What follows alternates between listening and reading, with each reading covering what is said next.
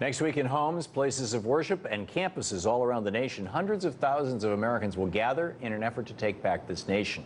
It's called the 99% Spring, and it will teach people the history of nonviolent, direct action and how to start grassroots campaigns to put pressure on our elected lawmakers to undo the corporate takeover of our democracy and our economy. At a time when Republicans in Congress are pushing the most radical budget in our nation's history, and the nation stands on the verge of a multi-billion-dollar election that will see unprecedented amounts of corporate cash, and unrest is growing in cities and towns across America, the American Spring couldn't come at a better time. So what can we the people hope to accomplish this spring, and what movements are already on the ground helping make change happen? Joining me now is Ben Mansky, attorney and democracy advocate and campaign manager for Green Party presidential candidate Jill Stein. And hello, Ben. Welcome. Good evening. Tell me about the American Spring. Well, what you're seeing is that there's a lot of different sectors of the movement that are mobilizing right now. So the AFL-CIO is doing something unusual, and you see the steelworkers and a whole constellation of organizations that are holding trainings around the country. There's also American Spring that's happening here in D.C. with the Now D.C. Coalition. That's actually why I'm here in town, is doing a number of sessions about the move to amend and continuing to build this long-term movement to overturn Citizens United, but also to bring democracy into our Constitution.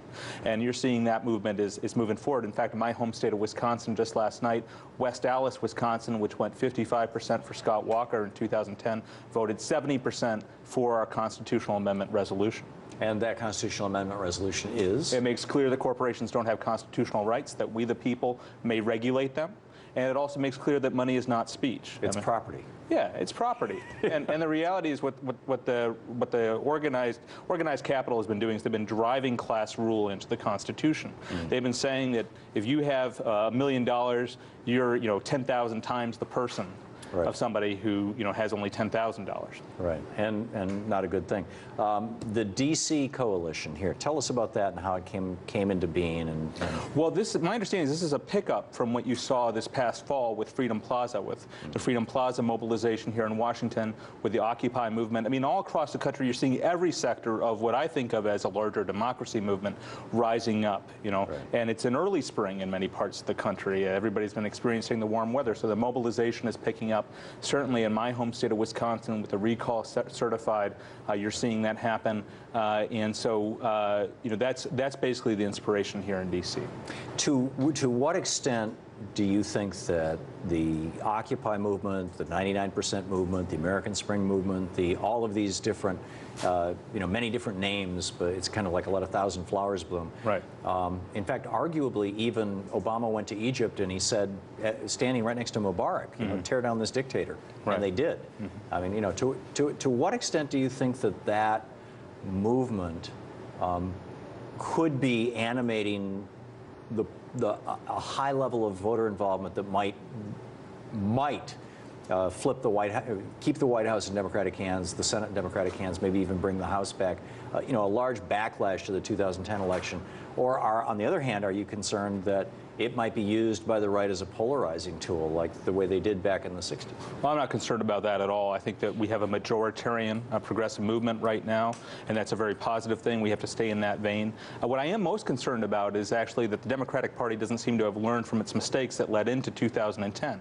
Obama came in with a huge mandate. He had Congress in his hands. The American people were with him. Well, sort of. He had Ben Nelson and Blanche Lincoln and the reality Joe is Lieberman. He could have made a lot of things happen, and he didn't. And as a result of that, we saw a depressed voter turnout in 2010. That's what delivered Scott Walker into office. That's what resulted in Russ Feingold leaving office. And in my home state of Wisconsin, you see that the Democrats have been handed a huge opportunity with a massive uprising in Wisconsin with this recall, which the Democratic Party didn't even want. They tried to cancel it in August, and the grassroots said, no, we're moving ahead with this thing.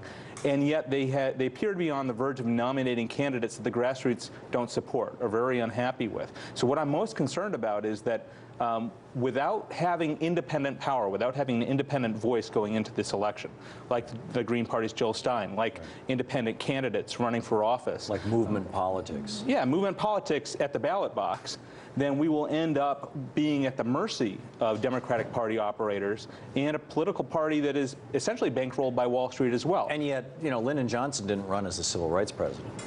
And FDR didn't run as the New Deal president. Both of them ran on very, very different platforms. But the people were demanding something of them, and the people got what they wanted. That's right. So and you saw if enough of us stand up and demand this, it almost doesn't matter the party. That's right. And that's really what has to happen. It's progressives of all stripes need to continue to stand up and speak in our own voice. You know, whether we're Greens or we're Democrats or we're independents or we're socialists, however people identify, we have to be united and not allow the political system to trap us and to sort of silence us, because we have seen what silence gets us. Or to turn us against each other. Yeah, absolutely. Hey, Ben, thanks for having me. Great to have you with us. Thank you. Good luck. Yeah.